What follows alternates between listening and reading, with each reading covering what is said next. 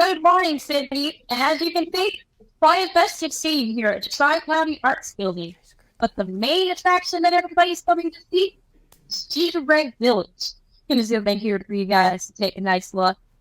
As you can see, the businesses featured on the project are from Olean, and they donated to the project, where the proceeds are going to the Beef Pumpkin Project, which provides financial and emotional support for breast cancer patients. Campus security tells me that the townhouse that was broken into does not have a keycard swipe like this one, which made it easier to break into.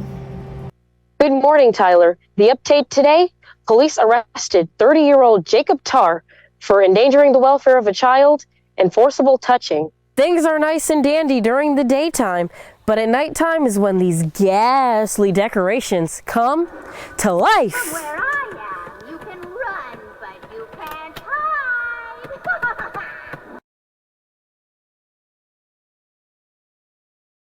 Well, Gavin, here's something you don't see every day. Up on your screens is a one-of-a-kind Bonaventure charcuterie board.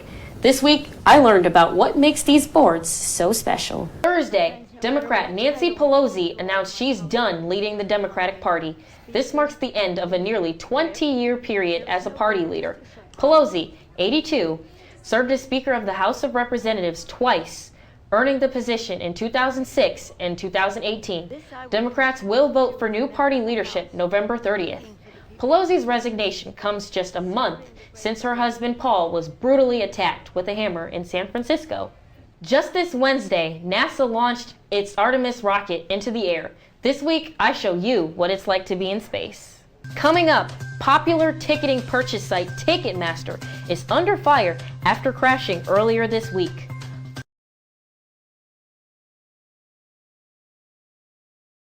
Welcome to downtown Gingerbread Olean. After a year of planning, this 22-foot-long and 4-foot-tall miniature replica took 2 months to bake and decorate.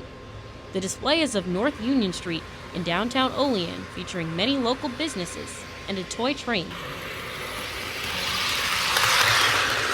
Jody Stevens baked the bread, while Eric Jones did the decorating. The original idea was just to try to come up with something for the community, something gingerbread related, and then it started out small and a couple of different ideas got tossed around, and then it came to Union Street, and then it got bigger and bigger and bigger, and like everything I try to do, I make things big and grand and bigger than I probably should.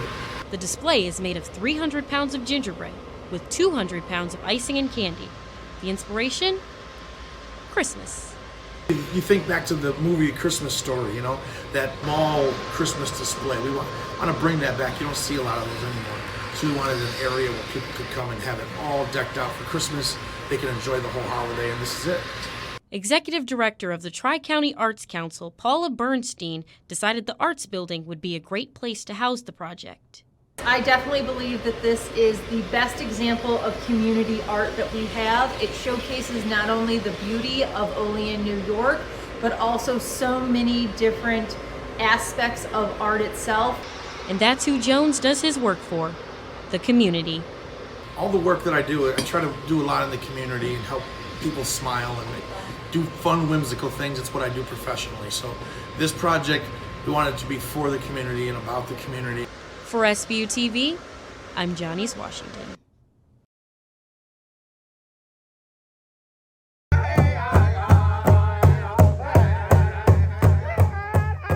It's not just about learning the facts and the history of what happened, but it's about building this emotional connection to the story and to these lands.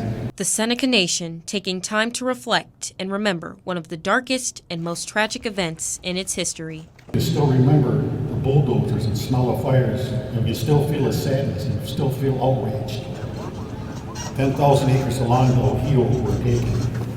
Everything below the 1365 elevation level was taken against our will, and hundreds of Senecans were forced to move from their homes to relocation areas on our territory. Almost 60 years have passed since the removal, and the Seneca Nation is standing strong and proud. But for everything they took from us and destroyed, the floods and fires and machines can never destroy us. They can never destroy who we are, and will never destroy our spirit. Keeping a sense of community is important to members of the Seneca Nation. The Red House Bridge, built in 1931, connects the 10 Seneca Nation communities. It will be demolished in the coming months due to disrepair, but will be replaced with a new one. Maybe we see this as a turning point, a rekindling of that relationship with these communities, a reclamation of these lands, and reconnection with these old communities of ours. This year's theme, spanning the generations.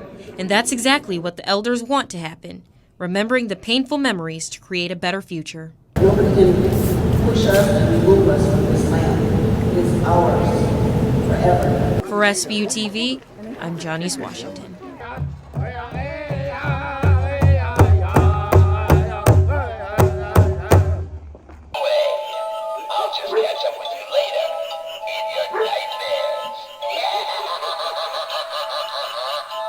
This is Mary Accurso's house in Olean. Every Halloween, Accurso decorates her house, inside and out. I guess because I didn't do it so much when I was little that I overcompensated a bit as I got older. And it makes me happy. It looks kind of cool. And every year, her family is there to help. It's always quite the production. And like she was saying, she's added to it every year. It's always a little bit different, but there's always something, big going on. Decorating this year began in early August with a 12-foot skeleton. This year alone, Accurso spent $2,000 on decorations. It's the big things, but it's also the extension cords and the beef netting. And there's so many other things that cost that you gotta think about, because it's not just the big guys. Sky's the limit when it comes to decorating for the Accursos. Bargain shopping plays a big part of putting the spectacular together.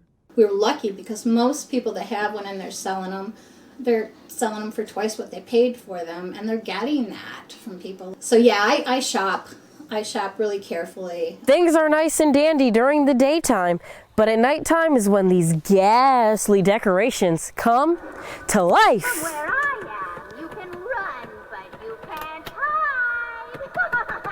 The Accursos don't see many trick-or-treaters on Halloween, but enjoy bringing smiles to people in the community.